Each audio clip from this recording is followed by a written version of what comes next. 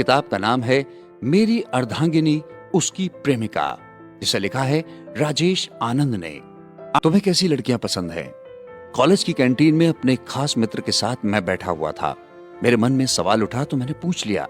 सवाल उसके कानों से टकराया तो जैसे किसी ने उसे हैरानी से लबालब भरे हुए समंदर में फेंक दिया गया हो। वो कुछ देर तक मेरी ओर एकटक देखता रहा। शायद उसे अपने कानों पर यकीन नहीं हो पा रहा था। उसने अपनी कान में उंगली डाली, तेजी से हिलाया, फिर मेरी ओर झुकते हुए बेसब्र अंदाज में बोला, क, क, क्या कहा तुमने? फिर से कहो। तुमने सुना नहीं या? मुझे उसके इस अंदाज पर हंसी आ गई। सुन तो लिया है, मगर उसने मेरी आंखों से देखा, मगर मेरी बाहें चढ़ गई। जो सुना है उस पर विश्वास नहीं हो पा रहा है। क्यों? मैंने कोई गलत सवाल कर दिया? अरे नहीं यार, उसने मेरे हाथों को अपनी खुरदुरी हथेलियों में भर लिया। तुमने गलत तो कुछ नहीं कहा, परंतु जो भी कहा वो सब तुम्हारे मुंह से सुनने के लिए मेरे कान तरस गए थे। सच कहूं तो कई बार मुझे ऐसा भी लगा था जैसे मैंने किसी अधेड़ से दोस्ती कर ली है। क्यों?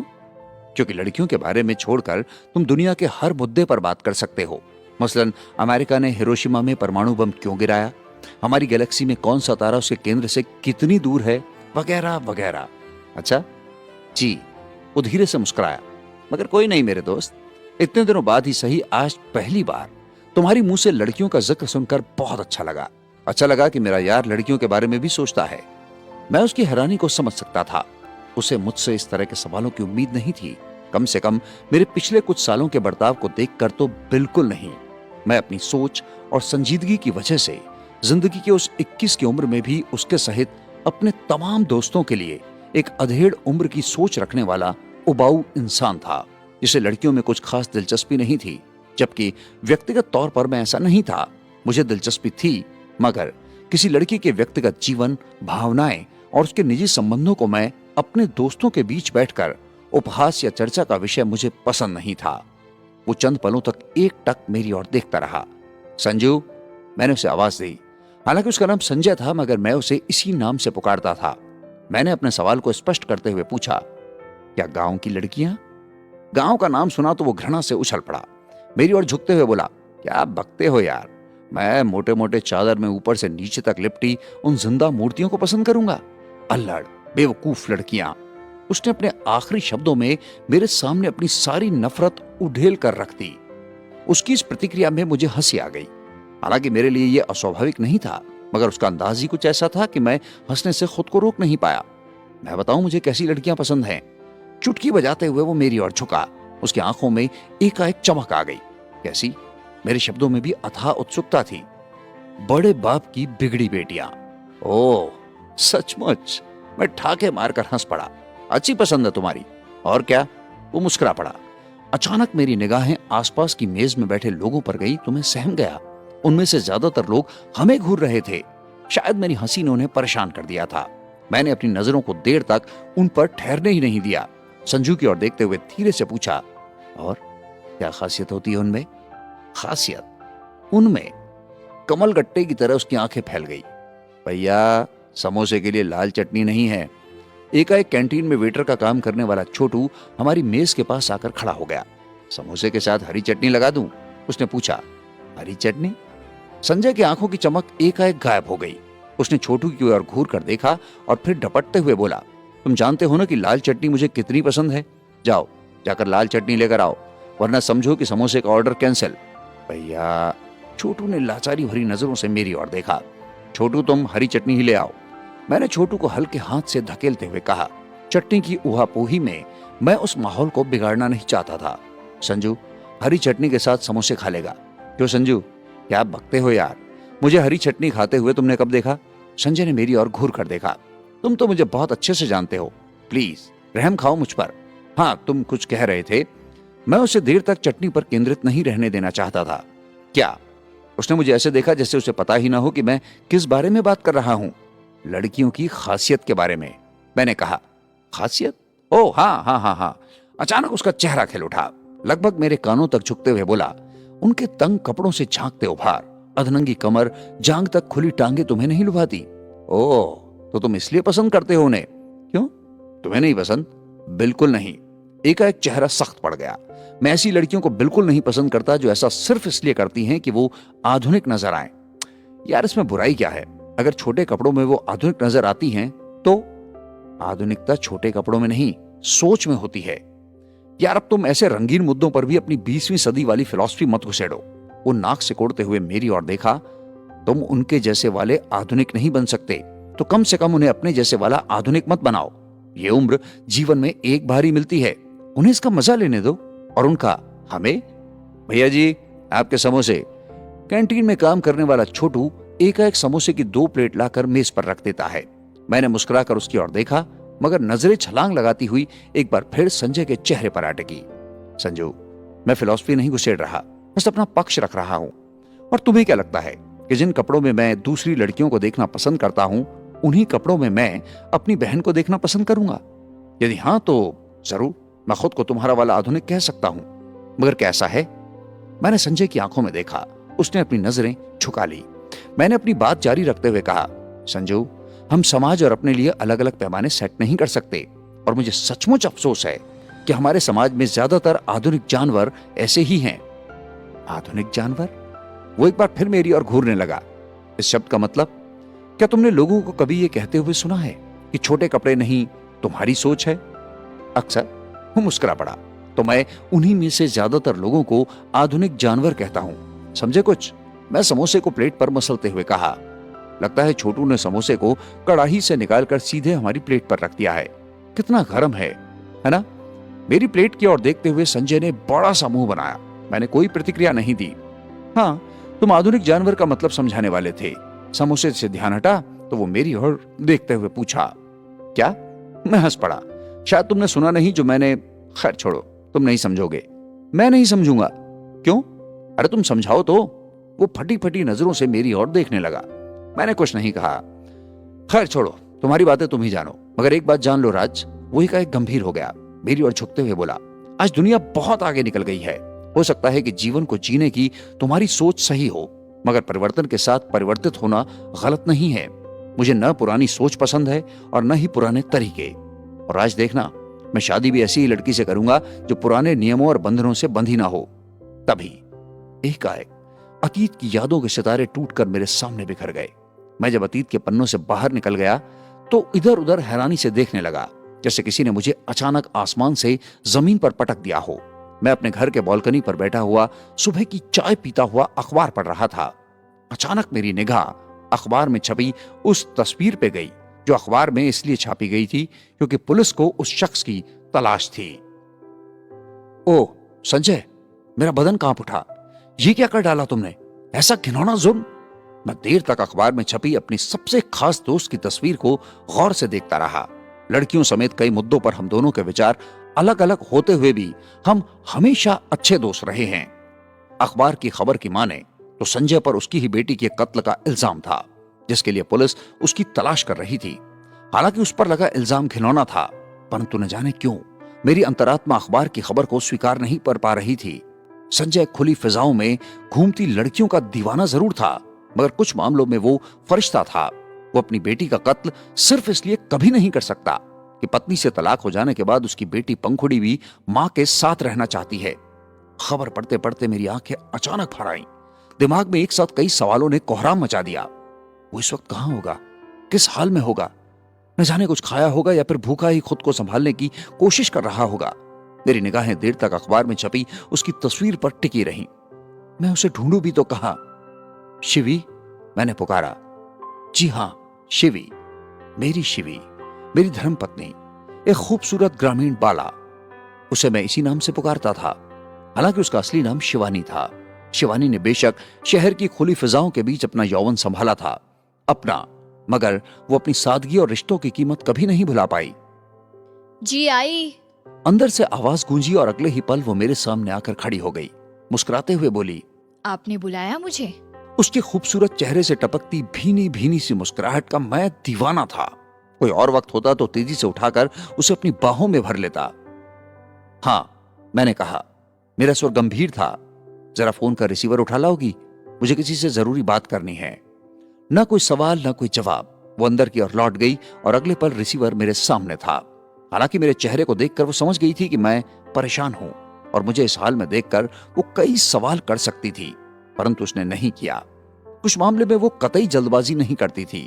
किस वक्त क्या कहना चाहिए और क्या पूछना चाहिए, इस पर जैसे उसे महारत हासिल हो। वो खामोश खड़ी मेरे चेहरे पर हो रही उथल पुथल को एक टक देखती रही।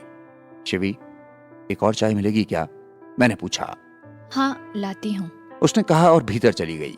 मैंने उस दौरान कई चुनिंदा जगहों पर फोन किया जहां पर मैं संजय के होने की उम्मीद कर सकता था, मगर कहीं से कोई अच्छी खबर नहीं मिली। मैं कुछ और जगहों के बारे में फिर सोचने लगा। आपकी चाय। शिवी ने चाय का कप मेरी ओर बढ़ाते हुए कहा। मैंने चाय थाम ली। उसकी पार की नजरें एक बार फिर उछलकर मेरे चेहरे पर टिक गईं। आओ, बैठो, मैंने सोफे की ओर इशारा करते हुए कहा। मैं यहीं ठीक हूँ। वो भर्राई आवाज में बोली, अरे आओ तो। मैंने जोर दिया और मेरे बगल में आकर वो बैठ गई। मेरे उसके बीच कोई 1-2 फीट की दूरी रही होगी। मैं सरक कर उसके बिल्कुल नजदीक पहुंच गया। जानबूझकर की गई मेरी इस हरकत पर वो लजा गई। मैं शिवी को अखबार की उन पंक्तियों को दिखाते हुए बोला, देखो, ये जो कुछ लिखा है मेरे दोस्त के बारे में है। ये तस्वीर भी। अखबार पर छपी तस्वीर की ओर मैंने इशारा किया। उसने अखबार को मेरे हाथ से ले लिया। खबर पढ़ते वक्त उसने कई बार मेरी ओर देखा। ये वही संजय है ना, जो कॉलेज में आपके साथ थे? उसने हैरानी से मेरी ओर देखा। उसकी आंखें डबडबा गई थी। हाँ, मैंने धीरे से कहा। लेकिन इनका जुर्म ऐसे कैसे कर सकते हैं ये? उसने अखबार को मेरी ओर बढ़ाते हुए कहा। नहीं शिवी, मैंने उसकी ओर देखा। इस अखबार में जो कुछ लिखा है वो सच नहीं हो सकता। वो मेरा दोस्त है। मुझसे बेहतर उसे कोई नहीं जान सकता। मेरी नजरें एक बार फिर उसकी तस्वीर पर जा टिकी। लेकिन शिवी, मैंने उसकी ओर देखा। मैं तुम्हारी आशंकाओं को समझ सकता हूं और यकीन मानो मैं उन्हें नजरअंदाज नहीं करना चाहता। इसलिए मैं खुद इस मामले की हकीकत तक पहुंचना चाहता हूं। तो क्या करने की सोच रहे हैं आप? वो लगभग रुआंसी हो गई। सोच रहा हूं लखनऊ चला जाऊं। तुम क्या कहती हो? आज ही? अभी, इसी वक्त। मैं उठकर खड़ा हो गया। वो थोड़ी देर तक मेरी ओर देखती रही, फिर कुछ सोचकर बोली, मुझे लगता है आपको पहले फोन करके सही स्थिति का पता कर लेना चाहिए। शिवी, मैंने फोन किया था, किसी ने ठीक ठाक उत्तर नहीं दिया। मेरा दिल कह रहा है कि वो अब भी लखनऊ में ही कहीं होगा। उसका घर तो नहीं पता, मगर उसके कुछ ठिकाने जरूर जानता हूं मैं। वो चुप हो गई। शिवी, मैंने अपनी बात जारी रखी। जिन लोगों से मेरी बात हुई, शायद उन्हें डर है कि मैं कहीं उनमें से तो नहीं हूं जो संजय को पकड़वाना चाहते हैं। आपने अपना परिचय दिया तो होगा? उसने पूछा। दिया तो था, पर शायद उन्हें मुझ पर फिर भी यकीन नहीं हुआ। फिर ऐसी बातों को फोन पर तर्क वितर्क भी तो नहीं किया जा सकता। मेरी बात के लिए उसकी खामोशी में निशब्द सहमति थी। मैं कपड़ा पहन ही रहा था कि वो भीतर चली गई। कुछ देर बाद लौटी तो उसके हाथ में अटैची थमी हुई थी। मेरी ओर थमाते हुए बोली, मैंने इसमें आपकी जरूरत की सारी वस्तुएं डाल दी हैं। ठीक है। कहते हुए मैंने अपने शुष्क होंठों को उसके होंठों में रख दिया। आज वो जरा भी नहीं लजाई। उसकी आंखें बरस पड़ी। हालांकि मेरे लिए यह नया अनुभव नहीं था। इसके लिए भी मैं घर से जितनी बार निकलता, वो बस यूं ही मूर्ति बनकर खड़ी हो जाया करती थी। मैं अपनी कांपती उंगलियों से उन मोतियों को समेटने का प्रयास करता हुआ घर से बाहर निकल गया। वहां पहुंचकर एक बार मुझे फोन कर दीजिएगा। उसने दूर से आवाज दी। ठीक है। मैं ठहरा नहीं। शाम ढलते ढलते मैं लखनऊ पहुंच गया। ये एक ऐसा शहर था जहां पर काफी लोगों से मेरी जान पहचान थी। फिर वहां मेरे बड़े भैया भी तो थे, जो सचिवालय में अफसर थे। मैं स्टेशन से बाहर आया। मेरा मोबाइल डिस्चार्ज हो चुका था। मैंने इधर उधर नजरें दौड़ाई तो वहीं पास ही मुझे एक पीसीओ नजर आया। मैं उसकी तरफ बढ़ा। तुम थोड़ी देर वहीं ठहरो, मैं ड्राइवर को फोन करता हूं। तुम जल्दी ही तुम तक वो पहुंच जाएगा। फोन पर भैया ने कहा। मुझे इंतजार में वहीं रुकना था। मैं वहीं पास लगी एक पान की दुकान पर पहुंचा, सिगरेट सुलगाई और पीने लगा। तभी अचानक मेरे पीछे कुछ शोर सुनाई दिया तो मैंने घूमकर उधर देखा। एक व्यक्ति उस पीसीओ वाले से सिर्फ इस बात को लेकर बहस कर रहा था कि उसने लोकल डिस्टेंस पर सिर्फ एक ही कॉल किया है, तो उसके लिए उससे 2 कॉल्स के पैसे क्यों लिए जा रहे हैं। उसके सवाल पर पीसीओ वाला हर बार चिल्ला कर यही कह रहा था कि वो सबके साथ ही करता है। क्यों? इस सवाल पर थोड़ी देर चुप रहने के बाद पीसीओ वाले ने जरा सहम कर धीरे से बोला, मेरी मर्जी। कैसी मर्जी? वो व्यक्ति चिघाड़ पड़ा। जी मेरा फोन है इसलिए। देखिए तो साहब। अचानक वो व्यक्ति मेरी ओर मुड़ा। क्या जबरदस्ती है? अरे भाई, खुदा से कुछ तो डरो, कहीं वो तुम पर बेरहम ना हो जाए। वो अपने आखिरी अल्फाजों को कहते वक्त एक बार फिर पीसीओ वाले की ओर घूम गया। जबरदस्ती? जबरदस्ती कर रहा हूं मैं? कौन कहता मैं जबरदस्ती कर रहा हूं? पीसीओ वाला पूरी तरह झल्ला उठा। अगर आपको फोन नहीं करना तो मत करिए, मैं आपसे इसके लिए जबरदस्ती तो नहीं करता। मुझे उसकी बात कुछ हद तक वाजिब भी लगी। सही ही तो है, वो जबरदस्ती कहां करता है। हाँ, लोगों की मजबूरी जरूर है जिसका वो फायदा उठा रहा है। ऐसे ही थोड़े दुनिया हमें अविश्वास की नजर से देखती है। कुछ पलों बाद अचानक मुझे याद आया कि उसने मेरे साथ भी तो ऐसा ही किया होगा। ये बात और है कि मैं समझ नहीं पाया। मैंने उसे 50 का नोट थमाया। बदले में उसने कुछ नोटों के साथ छुट्टे भी वापस किए थे, जिन्हें बगैर गिने हुए मैंने अपनी जेब में डाल लिया था। लगभग 20 मिनट हो गए। उस वक्त तक ऐसी कोई गाड़ी वहां पर नहीं आई जो मेरे लिए थी। हाँ, 5 मिनट पहले वो लाल गाड़ी जरूर मेरे पास आकर खड़ी हुई थी, मगर वो भैया की गाड़ी नहीं थी। उसे मैं अच्छे से पहचानता था। ऊब कर मैंने दुकानदार से एक सिगरेट और मांगी, जलाई और जो ही होठों पर लगाया, गाड़ी का ड्राइवर धीरे धीरे चलता हुआ मेरे सामने आकर खड़ा हो गया। थोड़ी देर तक मेरी ओर देखने के बाद वो झुककर बोला, राज साहब आप हैं? उसके माथे से पसीना टपक रहा था। जी हाँ। मैंने हैरानी भरी नजरों से उसकी ओर देखा। उफ, कब से मैं आपको देख रहा हूं। माथे का पसीना पोंछते हुए उसने कहा, आप कौन? मैंने उसकी ओर पलटते हुए पूछा। मैं साहब का ड्राइवर हूं, उन्होंने आपको लाने के लिए भेजा है। ड्राइवर? मैंने हैरानी से गाड़ी की ओर देखा, मगर ये गाड़ी तो भैया की नहीं है। वो जोर से हंस पड़ा। मैं तो इस बात पर दिमाग ही नहीं दौड़ाया कि साहब ने बताया था जब से उन्होंने नई गाड़ी खरीदी थी आप यहां आए ही नहीं। खैर आइए। उसने बढ़कर कार का बायां दरवाजा खोल दिया। गाड़ी में एसी ठीक नहीं है क्या? क्यों, तुम पसीने से भीगे हुए हो? ओह, वो मेरे आशय को समझ गया। हो करके हंसते हुए बोला, अरे ऐसी बात नहीं है साहब, दरअसल बड़े साहब ने कहा कि जब अकेले हो तो एसी मत चलाया करो। क्यों? पेट्रोल ज्यादा लगता है ना। हो, अच्छा। मैं मुस्कुरा पड़ा। रोड पर उफान भरते हुए मैं उस घर तक पहुंच गया जहां पर मैंने फोन किया था। घर के लोग मुझे बेहद सभ्य नजर आए। उन्होंने जिस दरियादिली से मेरा स्वागत किया उसने मुझे लखनऊ की मेहमान नवाजी की याद दिला दी। मैं लगभग आधे घंटे तक वहां ठहरा रहा, मगर इस आधे घंटे के दौरान उन्होंने मुझे सिर्फ इतनी ही जानकारी दी कि पत्नी से तलाक के बाद से लेकर बेटी के कत्ल तक की घटना के बारे में संजय ने फोन करके सिर्फ इतना कहा था कि इन सब मसलों पर उसे फंसाया जा रहा है, मगर वो हार नहीं मानेगा। वो जल्दी ही घर आकर उन सब से बात करेगा। ये कहते कहते उस बुजुर्ग महिला की आंखें डबडबा आईं। महिला से मिलने के बाद मुझे समझने में देर नहीं लगी कि ये लोग संजय के बेहद करीबियों में से एक हैं। मैंने उनसे रिश्ते के बारे में ज्यादा जिक्र नहीं किया। चलते वक्त मेरे द्वारा ये पूछे जाने पर कि उसके बारे में सही जानकारी मैं कहां से हासिल कर सकता हूं, उन्होंने कहा, संजय कई बार आलमबाग के एक वकील के बारे में हमसे जिक्र किया करता था। हो सकता है वो वकील उसका मददगार बन गया हो। जी धन्यवाद। वकील के बारे में कुछ और जानकारी लेकर मैं वहां से निकल गया। अगले 15-20 मिनटों में मैं वकील के घर पहुंच गया। ड्राइवर को बाहर ही रहने का इशारा करके मैं जो ही अंदर घुसा, हवा की गति से आ रही एक युवती अचानक मुझसे टकरा गई। I am sorry. वो कब और किस हाल में कह गई मैं समझ ही नहीं पाया। जब पलटकर उसकी ओर देखने का मौका मिला, वो आंधी सी इठलाती हुई दरवाजे की ऊंची सीढ़ी लांग रही थी। मैं देर तक उसके बारे में सोचकर अपना वक्त नहीं खराब करना चाहता था।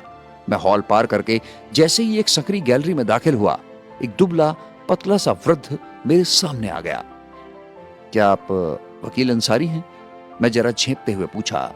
वो कुछ पलों तक मेरी ओर संदेहपूर्ण निगाहों से देखता रहा, फिर अपने सूखे पतले होंठों को लहराते हुए बोला, जी आपका परिचय? राज नाम है मेरा, संजय का दोस्त। संजय को तो जानते होंगे आप। मैं दिल्ली से आया हूं और संजय के बारे में मुझे आपसे कुछ जानकारी चाहिए। क्या आप मुझे उसके बारे में कुछ बता सकते हैं? मैं एक ही सांस में सब कुछ कह गया। एक साथ इतने सवाल उनके कानों से टकराए तो उसकी आंखें जैसे बाहर निकल आई। उसने नाक तक सरक आए अपने चश्मे को संभाला और फिर लंबी दाढ़ी के बालों को सहलाते हुए बोला, महानुभाव, मैं समझ गया, आप संजय के मुकदमे के बारे में जानना चाहते हैं। जी बिल्कुल ठीक समझा आपने। मैं हकला पड़ा। संजय साहब से मैं कई बार मिल चुका हूं, बहुत अच्छे इंसान हैं, खुदा उन पर रहम करे। लंबी सांस खींचते हुए उसने ऊपर की ओर देखा। मुझे सचमुच खेद है कि अंसारी साहब उनसे नफरत करते हैं। तो क्या आप? मैंने हैरानी से उसकी ओर देखा। नहीं, उसने अपने दांत विहीन मुंह को खोल लिया। साहब उस सामने वाले कमरे में बैठे हैं, जाकर मिल लीजिए। उसने सामने कमरे की ओर इशारा किया। जी धन्यवाद। मैं एक बार फिर अर्थपूर्ण निगाहों से उस वृद्ध की ओर देखा, लेकिन आगे बढ़ गया। महानुभाव सुनिए। एकाएक वो पलट पड़ा। वो मेरे पास आकर धीरे से बोला, यदि आप मुझ पर विश्वास करें तो मैं कुछ बोलने की इजाजत चाहता हूं। उसने एक बार फिर अपने चश्मे को ऊपर की ओर सरकाया। बोलिए। मैं समझता हूं कि संजय साहब के बारे में वकील साहब से कुछ भी जिक्र करना सिर्फ उनके लिए परेशानी खड़ा करना है। क्यों? सहसा मेरे होंठ लहराए। मैंने तो सुना था कि संजय के वकील साहब से अच्छे ताल्लुकात हैं। माफ कीजिएगा, मैंने आपको अपना परिचय नहीं दिया। उसने गलियारे में इधर उधर देखा, शायद उसने कोई आहट सुनी। फुसफुसाते हुए कहा, मैं वकील साहब के लिए ही काम करता हूं, उससे भी पहले से, जब पहली बार संजय साहब वकील साहब से मिलने आए थे। वो यहां, उसने थोड़ी दूर पर लगे एक पुराने दरवाजे की ओर इशारा किया। उसी दरवाजे के पास खड़े खड़े संजय साहब ने मुझे आवाज दी थी, मगर बुजुर्ग होकर भी मैंने अहंकार नहीं दिखाया। मैं खुद उनके पास तक गया। उन्होंने मुझसे वकील साहब के ऑफिस के बारे में पूछा तो मैं खुद उन्हें वकील साहब के पास तक छोड़कर आया था। बोलिए, आप ये सब मानेंगे? मैंने कुछ नहीं कहा, खामोशी से उसकी बातों को सुनता रहा। जो जरूरी थी उन्हें भी और जो नहीं थी उन्हें भी। मुझे खामोश देखकर वृद्ध कहने लगा, आप मेरे ऊपर यूं ही विश्वास मत कर लीजिएगा। आप तसल्ली के लिए साहब से संपर्क करना चाहते हैं तो कर लीजिए। वैसे थोड़ी देर पहले इसी मुकदमे के लिए एक औरत भी आई थी। औरत? एकाएक मैं चौंक पड़ा। क्या वही औरत जो अभी अभी मुझसे टकराई थी? जी, धन्यवाद। मैं पीछे की ओर पलटा और बाहर की ओर तेजी से भागा। मुझे यकीन था वो औरत संजय की करीबी है, फिर भले ही वो संजय के पक्ष में हो या विपक्ष में। मुझे यूं पागलों से भागता देख रोड पर गाड़ी के पास खड़ा ड्राइवर हड़बड़ाकर चीख पड़ा, क्या हुआ साहब? कुछ नहीं। हड़बड़ाहट में मेरी सांसें फूल आई। क्या तुमने अभी यहां से किसी औरत को निकलते हुए देखा है? हाँ साहब, अभी अभी तो मेरे पास से गई है। किधर? इस ओर। उसने पश्चिम की ओर जाने वाली सड़क की ओर इशारा किया। उसका अपना निजी साधन था, मेरा मतलब कार या कुछ नहीं साहब, टैक्सी से गई है, ड्राइवर ने कहा। अच्छा, तो चलो अपनी गाड़ी उस टैक्सी के पीछे लगाओ। मैं जैसे तैसे कार के भीतर घुसते हुए बोला। हमारी गाड़ी सड़क पर दौड़ पड़ी। वो मुझसे लिफ्ट मांगी थी साहब, फुर्सत में ड्राइवर खुद बताने लगा, लेकिन मैंने इनकार कर दिया। गाड़ी की रफ्तार बढ़ाओ और पीछा करो उसका। तभी अचानक जोर का झटका लगा, कार खड़ी हो गई। क्या हुआ? मैंने हैरानी से ड्राइवर की ओर देखा। टैक्सी, मैंने बाईं ओर गर्दन घुमाई। टैक्सी मेरे सामने थी। ड्राइवर तेजी से भागता हुआ टैक्सी के पास पहुंच गया। जी आप? ड्राइवर को देख युवती चौंक पड़ी। अभी तो आप कह रहे थे कि आप दूसरी ओर जाएंगे। हाँ, पहले कुछ ऐसा ही प्लान था। आइए आपको घर तक छोड़ देता हूँ। क्या मैं जान सकती हूँ कि ये मेहरबानी किस लिए? वो टैक्सी से उतरते हुए बोली, साहब को आपसे कुछ बात करनी है। कौन साहब? एकाएक वो मेरी कार की ओर लपकी। ओह, तो आप हैं। आंखों पर पहने बड़े बड़े काले चश्मे को नाक के आखिरी छोर तक सरकाकर वो कार के अंदर झांकते हुए बोली, मैं जरा जल्दी में थी, ठीक से मैं आपको सॉरी भी नहीं बोल पाई। तो अब बोल दीजिए। मैं धीरे से मुस्कुरा पड़ा। क्या सचमुच आप दोबारा सॉरी सुनने आए हैं? उसने अपने चश्मे को निकालकर सर पर रखते हुए गौर से मेरी ओर देखा। यदि मैं कहूं हाँ तो मैं दोबारा सॉरी बोल दूंगी। उसके होंठों पर शरारत भरी मुस्कान बिखर पड़ी। हो, मैं हंस पड़ा। वैसे आपसे कुछ काम था, उम्मीद है आप मेरी सहायता जरूर करेंगी। जी जरूर। वो भी मुस्कुरा पड़ी, नटखट अंदाज में बोली, मगर महापुरुष, क्या अब आप बताएंगे कि आपको हमसे काम क्या है? अच्छा, तो सब कुछ आप यहीं पूछ लेंगी। मेरे होठों में बिखरी मुस्कान गालों तक पहुंच चुकी थी। वो थोड़ी देर तक मेरी आंखों में कुछ खोजती रही, फिर एकाएक पीछे की ओर पलटते हुए कार का बैक डोर अपनी ओर खींचा और उसके खुलते ही धम से मेरे बगल में बैठ गई। लगभग 15 मिनट तक हमारी कार कई मोड़ लांघती हुई उसके घर के सामने जाकर खड़ी हो गई। जी, यही है मेरा घर। गाड़ी से उतरकर घर की ओर इशारा करते हुए वो मुस्कुराई। मैंने गौर से देखा उस घर की ओर। वो घर नहीं, एक हवेली थी, खूबसूरत हवेली। आइए। घर का मुख्य द्वार खोलते हुए उसने मेरी ओर देखा। जी, मैं उसके पीछे पीछे चल दिया। हम बरामदे को पार करते हुए एक सीढ़ी का सहारा लेकर घर के दूसरे तल की पोर्च पर पहुंच गए। छोटी सी इस पगचाल के दौरान वो युवती कई बार गर्दन घुमा घुमा कर गुलाबी मुस्कान मेरी ओर उछालती रही। अपने उन कुछ मिनटों की यात्रा के दौरान मुझे मानने के लिए मजबूर होना पड़ा कि वो एक व्यवहार कुशल औरत थी, मगर मैं जल्दीबाजी में किसी भी नतीजे पर पहुंचने का पक्षधर नहीं रहा। क्या आप यहाँ बैठना पसंद करेंगे? उसने मेरी ओर देखकर कहा। फिर अचानक न जाने क्या हुआ, मैं कुछ उत्तर दे पाता उससे पहले ही वो कहने लगी, आप यहाँ मत बैठिए। सड़क पर आ जा रही गाड़ियों के कारण यहाँ शोर बहुत है। चलिए, हम ड्राइंग रूम में बैठकर बात करते हैं। ठीक है। मैं उठकर खड़ा हो गया। कुछ कदम चलते ही हम ड्राइंग रूम पहुंच गए। मेरी निगाह एकाएक दीवारों पर गई तो उससे चिपक कर रह गई। उस हॉल को बेहद सुव्यवस्थित तरीके से सजाया गया था। वहां की सबसे खास चीज जो मेरे दिल को छू गई वो थी दीवारों पर लगी पेंटिंग्स, खूबसूरत पेंटिंग्स। आप बैठिए यहाँ, मैं कुछ नाश्ता पानी लेकर आती हूँ। हालांकि मेरा वहां नाश्ता पानी करने का कोई इरादा नहीं था, मगर फिर भी मैं मना नहीं कर पाया। वो अंदर चली गई। मैं दीवारों पर सजी पेंटिंग्स की ओर बढ़ गया। किस आर्टिस्ट की होंगी ये पेंटिंग्स? आर्ट राजेश सिंह आनंद। हाँ, यही लिखा था हर पेंटिंग में। मैंने उन्हें छू कर देखा। सारी मूल पेंटिंग्स थी। महंगी होंगी। आर्टिस्ट का नाम भी तो काफी जाना पहचाना सा था, संजय की तस्वीर। मैं एक चौंक पड़ा।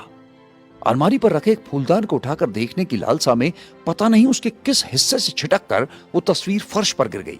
मेरे कान खड़े हो गए। उस घर से संजय का कुछ खास संबंध है। मुझे ये समझने में बहुत देर नहीं लगी। सच कहूं तो पल भर के लिए लगा कि वो खूबसूरत युवती संजय की नहीं। मुझे अपने विचारों को वापस लेना पड़ा। इतनी हंसमुख, सरल, बिंदास स्वभाव वाली औरत तलाकशुदा कैसे हो सकती है, खासकर जिसने अभी अभी अपनी बेटी खोई हो? नहीं, बिल्कुल नहीं। हेलो। सहसा दरवाजे पर स्वर गूंजा। मैंने उधर देखा। एक दुबली पतली सी लड़की होठों में मुस्कान समेटे हुए मेरे सामने खड़ी थी। जी, मैंने कहा। मैडम ने आपको नीचे गेस्ट रूम में बुलाया है। उसने कहा। गेस्ट रूम में? नीचे? जी। ठीक है, आता हूं। वो लौटते हुए आखिरी बार फिर मुस्कुराकर तिलस्मी निगाहों से मेरी ओर देखी और लहराती हुई सीढ़ियों से नीचे उतर गई। क्या आशय हो सकता है उसकी बेवजह मुस्कान का? अर्थ, अनर्थ? सोचते हुए मैं भी उसके पीछे पीछे सीढ़ियां उतरता चला गया। जैसे ही मैंने बरामदे पर कदम रखा, अचानक वो लड़की मेरी ओर घूमकर खड़ी हो गई। होठों पर वही कुछ कहती हुई मुस्कान, निगाहों में वही तिलस्मीपन। मेरे मन में कई अशुभ ख्याल उठे, मगर कुछ था कि मैं नजरअंदाज कर गया। गेस्ट रूम इधर है। मुझे विपरीत दिशा में जाते हुए देखकर वो हंस पड़ी। मैंने पलटकर उसकी ओर देखा। इधर? हाँ। आंखों और भुजाओं का सहारा लेकर उसने दोबारा संकेत दिया। मैं वाकई शर्म से पानी पानी हो गया। अब तक मुझे उसके वहां खड़े होने का कारण समझ आ गया। आइए बैठिए।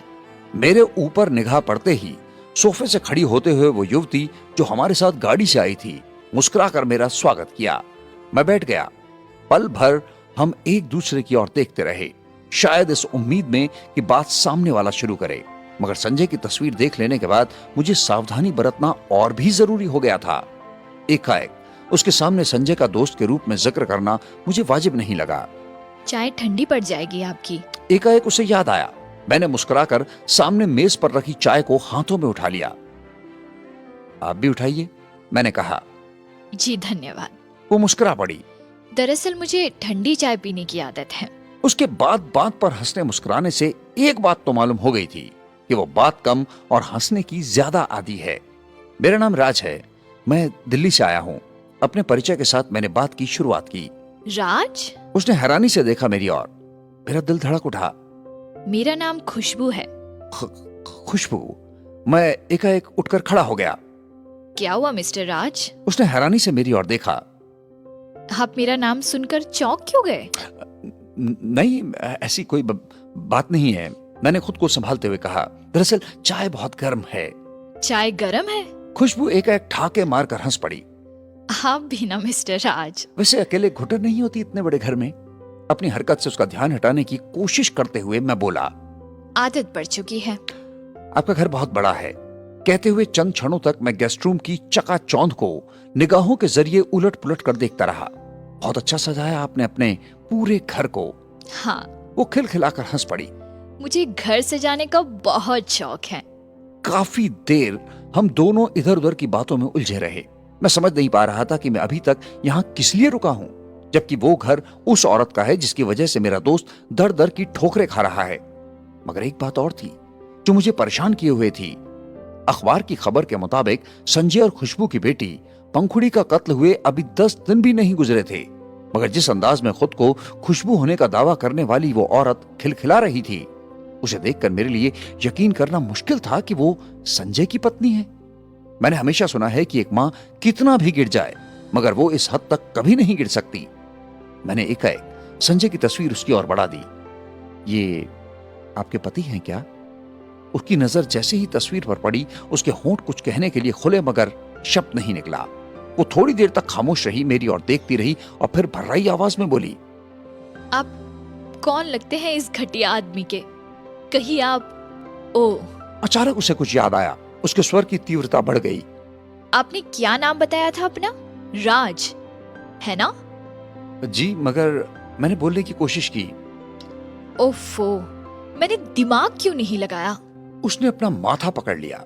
इस घटिया आदमी ने मुझे बताया था आपके बारे में। आप एक्सपोर्ट कंपनी वाले हो ना? मैं सब कुछ जानती हूँ आपके बारे में। आप यहाँ जासूसी करने आए हैं, है ना? वो अचानक उठकर खड़ी हो गई। क्या क्या कह रही हैं आप? जासूसी? एकाएक मैं चिल्ला पड़ा। मैं जासूसी करने आया हूं? हाँ, मेरा नाम राज है और दिल्ली में रहता हूं, मगर न तो मैं एक्सपोर्ट कंपनी वाला हूं और न ही शख्स को जानता हूं, समझिए आप। तो ये तस्वीर, इसे लिए हुए आप क्यों घूम रहे हैं? वो मेरी ओर ऐसे देखी जैसे उसकी निगाहें मुझे नोच लेंगी। ये तस्वीर, मैंने अपने चेहरे के गुस्से को हटने नहीं दिया। ये तो मुझे आपके ड्राइंग रूम से मिली है। ओह। लंबी सांस खींचते हुए उसने एक अधूरी सी मुस्कान उछाला मेरी ओर। मैं तो कुछ और ही समझ बैठी। सॉरी राज। वो सोफे में बैठते हुए बोली, मुझे माफ कर दीजिए। पता नहीं उसकी तस्वीर देखकर मुझे क्या हो गया था। कोई बात नहीं। मैंने हंसने की कोशिश की मगर हंसी आई नहीं। ऐसा हो जाता है। ठंडी हो चुकी चाय को एक ही घूंट में खत्म करके मैं खड़ा हो गया। अधूरी मुस्कान के साथ मैंने उसकी ओर देखा। अब मैं चलता हूँ, मुझे देर हो रही है। क्या? वो अचरज से मेरी ओर देखने लगी। आप कुछ काम से आए थे ना? जी, काम से? हाँ हाँ हाँ, याद आया। काम से याद आया। मैं हड़बड़ाहट में इधर उधर खाली खाली निगाहों से गेस्ट रूम की ऊंची दीवारों को देखने लगा। बहुत खूबसूरत है आपका घर। आप मेरा पूरा घर देखना चाहेंगे? वो उठकर खड़ी हो गई। उसके होठों पर अजीब सी मुस्कान थी। मेरे जैसे संकोची इंसान उसके अनुरोध को टालने का साहस नहीं कर पाया, जबकि हकीकत यह थी कि इतना कुछ होने के बाद अब मैं उस घर में पल भर भी नहीं ठहरना चाहता था। मेरा उद्देश्य संजय के प्रति उफान भरती उसकी नफरत के सामने टूटकर बिखर गया। मेरे लिए लौटना ही उचित था। वो आगे आगे चलती रही और मैं फर्श की डोर में बंधा हुआ उसके पीछे पीछे लुढ़कता रहा। उसे घर का जो हिस्सा अच्छा लगता मुझे दिखाती रहती। उससे जुड़ी हुई कोई कहानी हुआ करती तो रुक कर सुना दिया करती। घर में घूमने के दौरान हम कई सीढ़ियां, कई दरवाजे पार करते चले गए। ये मेरा बेडरूम है। सहसा एक कमरे के सामने ठहरकर उसने कमरे की ओर इशारा करते हुए बोली। मैं आधी अधूरी नजरें अंदर की ओर दौड़ाई। अच्छा है, ब्यूटीफुल। मुझे जबरदस्ती कहना पड़ा। अंदर आकर देखना चाहेंगे? उसने प्रस्ताव रखा तो इस बार मुझे मजबूरन खेद जाहिर करना पड़ा। अब हम दूसरे कमरे तक पहुंच चुके थे। ये संजय का रिजर्व कमरा था। संजय? एकाएक मैं ऐसे चौंका जैसे किसी ने निद्रा से मुझे जगा दिया हो। मेरे चौंकने पर वो हंसकर मेरी ओर देखी, फिर अफसोस जाहिर करते हुए बोली थी, ओह, मुझे सोचना चाहिए था कि आपको संजय के बारे में जानकारी नहीं है। फिर मैंने बताया भी तो नहीं। क्या आप उस इंसान की बात कर रही हैं जिसकी तस्वीर मैंने आपको दी थी? अनजान बनने का अभिनय करते हुए कहा मैंने। वो थोड़ी देर मेरी ओर देखती रही। हाँ, वो तस्वीर जिसे आप पूछ रहे थे, मेरे पति की तस्वीर है। मैं दरवाजे की ओर बढ़कर सरसरी निगाहों से उस कमरे के भीतर की ओर देखने लगा। अचानक एहसास हुआ कि इस वक्त का इतना उतावलापन अभी ठीक नहीं है। मैं तेजी से खुशबू की ओर पलटा। अब हम घर के अगले छोर की बालकनी पर एक बार आ गए। उस समय रोड पर चीखती चिंघाड़ती हुई गाड़ियां हमारी नजरों में पिस रही थी। मिस्टर राज? स्वर खुशबू का था। जी, मैंने उसकी ओर देखा। मैं सचमुच उस वक्त किए गए अपने बर्ताव पर शर्मिंदा हूँ, लेकिन करूं भी क्या? एकाएक उसका स्वर रुआंसा हो गया। उस व्यक्ति से मुझे नफरत ही कुछ इस कदर हो गई है कि मेरे सामने कोई उसका जिक्र भी करता है तो मैं कुंठित हो उठती हूँ। मैं सचमुच सोचती हूँ भगवान उस पर कभी दया ना करे। उसने बहुत दिल दुखाया है मेरा। मैं चुप रहा। मिस्टर राज, क्या आप यकीन करेंगे कि उसने कुछ कहना चाहा, मगर उसकी आवाज गले में ही फंस कर रह गई। आंखें छलक पड़ी। अरे आप रो रही हैं? मैं हड़बड़ा कर उसकी ओर देखा। मुझे सचमुच अफसोस है कि मेरे खातिर आपका दिल दुखा। नहीं राज, आप ऐसा ना कहिए। इसमें आपकी कोई गलती नहीं है। एकाएक उसका संबोधन बदल गया। लेकिन एक बात कहूँ आपसे। उसने अपनी हथेलियों से मेरी हथेली भर ली। कहिए, मैंने कहा। आज यहाँ ठहर सकते हैं आप? जी? मैं चौंक पड़ा। मतलब आपका मतलब? अरे, आप तो घबरा गए। वो हंस पड़ी, मगर आंखें अब भी भरी रहीं। हम आपके साथ कुछ करने वाले थोड़ी हैं।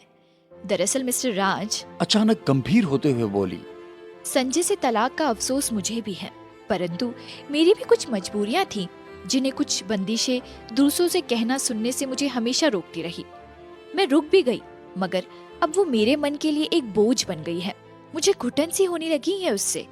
अब जब मैं उसे बताकर खुद के मन को हल्का करना चाहती हूँ तो कोई सुनने वाला नहीं। मैं हूं तो जी में आया कि चिंगाड़ कर कह दूं, मगर मैं जानता था कि इतना उतावलापन मेरी मुश्किलें बढ़ा सकता है। मैं चुप रहा। हो सकता है मिस्टर राज, वो अपनी बात जारी रखते हुए बोली। आपकी निगाहों में भी मैं ही गुनहगार ठहरूं, मगर फिर भी मैं बताना चाहती हूँ। ठीक है, मैं ठहर जाता हूँ। मुझे काफी सोच विचार कर कहना पड़ा। थैंक यू मिस्टर राज। हालांकि खुशी से एकाएक उसका यूं चीखना पल भर के लिए मुझे आशंकित कर देता था, मगर अपने दोस्त के लिए मैंने उसे नजरअंदाज कर दिया। मेरी जरा सी मशक्कत शायद कोई समाधान निकाल दे। मीना! अकस्मात ही वो पुकार पड़ी और अगले पल वो दुबली पतली सी लड़की हमारे सामने खड़ी थी। जाओ, नीचे लॉन पर मिस्टर राज का ड्राइवर खड़ा है, उसे कहो कि वो साहब को लेने के लिए कल सुबह आ जाए। मिस्टर राज आज यही रुकेंगे। जी मैडम। वो पलट पड़ी, मगर उससे पहले एक बार वो फिर मेरी ओर चंचल मुस्कान उछाल रही थी। मैंने सकपका कर अपनी नजरें झुका ली। मिस्टर राज, खुशबू ने कहा। दूसरों का दर्द बांटने की आदत बहुत कम लोगों में होती है। मुझे खुशी है आप ऐसे चुनिंदा लोगों में से हैं। जी थैंक यू। वैसे एक बात कहूँ आपसे। मैं उसकी ओर प्रश्न सूचक नजरों से देखा।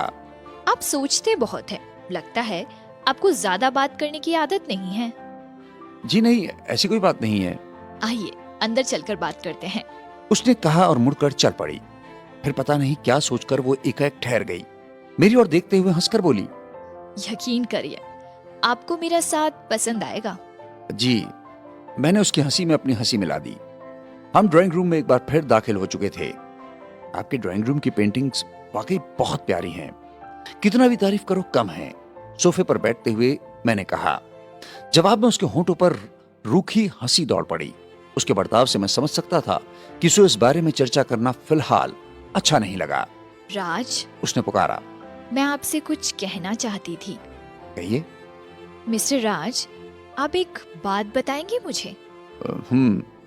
क्या बाहर जाकर दूसरी स्त्रियों के यौवन से खेलने का अधिकार सिर्फ मर्दों को होना चाहिए और औरतें सिर्फ रसोई संभालती रहे? क्या मतलब? मेरा दिल धड़क उठा। हाँ मिस्टर राज। वो बिना मेरे किसी उत्तर की जरूरत समझे हुए खुद कहने लगी। शायद आपको आश्चर्य हो कि मैं एक प्रेस में काम करती हूँ, 10,000 तनख्वाह उठाती हूँ। फिर भी जब मैं वहाँ से लौट कर आती तो अक्सर चाय पानी की फरमाइश वो मुझसे ही करता था। मैं मानती हूँ। बिना मेरी ओर देखे उसने अपनी बात जारी रखी। नौकरी वो भी करता था, 10-12 हजार रुपए वेतन उसका भी था, परंतु क्या मर्द होने के नाते सिर्फ उसे ही अधिकार है कि वो घर में राजाओं की तरह बैठकर खाना खाए? नहीं मिस्टर राज। उसके चेहरे पर तीक्ष्ण उत्तेजना थी। मैं नहीं मानती ऐसा। मैंने उससे कहा था कि कम से कम एक पहर का खाना उसे बनाना होगा, मगर उसमें भी उसकी नानी मर जाती थी। मेरा चेहरा बिल्कुल शांत था, मगर दिमाग गुस्से में उबल रहा था। दिल कह रहा था कि अभी उठूं और खींचकर 2-3 थप्पड़ उसे जड़ दूं और चिंघाड़ कर कहूं कि जिस इंसान को तू इस तरह के घटिया अल्फाजों से नवाज रही है, दरअसल वो मेरा अपना दोस्त है, मेरा यार है। मगर वक्त को देखते हुए फिलहाल सुलझे हुए अंदाज में मैंने पूछा, क्या सिर्फ इतना ही कारण था आप लोगों के तलाक का? वो इस अंदाज में बोली जैसे वो सब कुछ उगल देना चाहती हो। शिकायत भरे लहजे में कहने लगी। संजय अक्सर देर से आया करता था।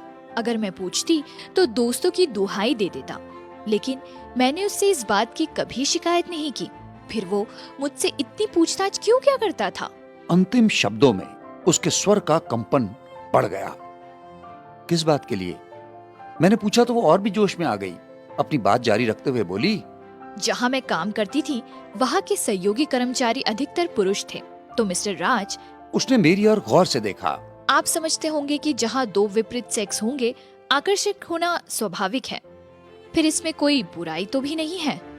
कुदरत ने हमें जीवन दिया है, खूबसूरती दी है, जवानी दी है, उस पर भी अपनी खुद की नौकरी है, और ऐसे हाल में जब हम किसी पर निर्भर नहीं हैं, फिर हमें कोई रोके टोके हमसे कहे कि तुम इससे ना मिलो, उससे मिलो, ऐसा ना करो, वैसा ना करो, तो क्या करूं मैं? उसकी बात मानकर जीना छोड़ दूं? ये मेरी जिंदगी है, इसे किस तरीके से जीना है ये मैं सोचूंगी या वो? आप ही बताइए। जी, आप जबरदस्ती मुझे अपने ही मन के खिलाफ बोलना पड़ा। उसने मेरी बात सुनी तो उछल पड़ी। राज, वाकई आप आधुनिक जमाने के इंसान हैं, मुझे सचमुच फक्र है आप पर। मैं चुप था। मैं उससे क्या बताता, कैसे बताता कि उसकी हर बात शूल की तरह चुभ रही है मुझे। जानते हैं राज, वो फिर बोल पड़ी। संजय में वही कमी थी, वो पुराने ख्यालात से कभी बाहर निकल ही नहीं पाया और ना ही कभी मेरी भावनाओं को समझने की कोशिश की। मैं जिस भी दिन देर से आती वो अपने सवालों की पोटली खोलकर बैठ जाता। मैं काफी दिनों तक सहन करती रही, मगर ऐसा कब तक चलता? एक दिन मुझे साफ तौर पर कहना पड़ा कि मैं अपनी जिंदगी अपने तरीके से जीना चाहती हूँ। अगर उसे आपत्ति है तो बेशक वो मुझे तलाक दे सकता है, मुझे उसकी कोई जरूरत नहीं है। शारीरिक भूख के लिए बहुत मर्द है मेरे आसपास। हालांकि खुशबू के हर शब्द में चुनौती थी, मगर उसकी आखिरी पंक्ति मेरे मस्तिष्क को झकझोर कर रख दिया। शारीरिक भूख के लिए बहुत मर्द हैं मेरे आसपास। क्या आत्मनिर्भरता हमें यही स्वतंत्रता देती है? क्या हर आत्मनिर्भर औरत खुशबू की तरह सोचती है? देर रात तक ये सवाल मेरे दिमाग को झकझोरता रहा। अब राज, आप ही बताइए। वो पुनः कुछ सोचकर कहने लगी। हमारा समाज कब तक ऐसे ही रूढ़िवादिता को सर पर उठाते घूमता रहेगा? क्यों वो इस छोटी सी जिंदगी को रीति रिवाजों की रस्सियों में इतना जकड़ दिया है कि मेरी जैसी तमाम औरतों का उसमें दम घुटने लगे? स्त्री और पुरुष दोनों ही इंसान हैं, फिर ये समाज उन्हें अलग अलग निगाहों से क्यों देखता है? जी किया कि उसके आखिरी सवाल पर कह दूं कि आप ही सारे बच्चे अपने कोख से क्यों पैदा करती हैं? क्यों नहीं अपने पति से इस बात के लिए लड़ती हैं कि कम से कम आधे बच्चे वो न सिर्फ खुद पैदा करे बल्कि अपना दूध भी पिलाए? लेकिन हंसकर मैंने सिर्फ इतना ही कहा, भला इसमें मैं क्या कह सकता हूं। चंद पलों तक हम दोनों खामोश रहे। मैंने अखबार में आपकी बेटी के बारे में पढ़ा था, पंखुड़ी नाम था ना उसका। मेरे स्वर उसके कानों से टकराए तो उसके चेहरे पर अचानक वेदना उभर आई। पल भर के लिए लगा कि जैसे वो रो पड़ेंगी। सिसक कर कहने लगी, वो मेरी इकलौती बेटी थी, बड़े प्यार से मैंने उसका नाम पंखुड़ी रखा था, मगर फिर इसके बाद उसने जो कुछ भी बताया उसे मैं अखबार में पढ़ चुका था।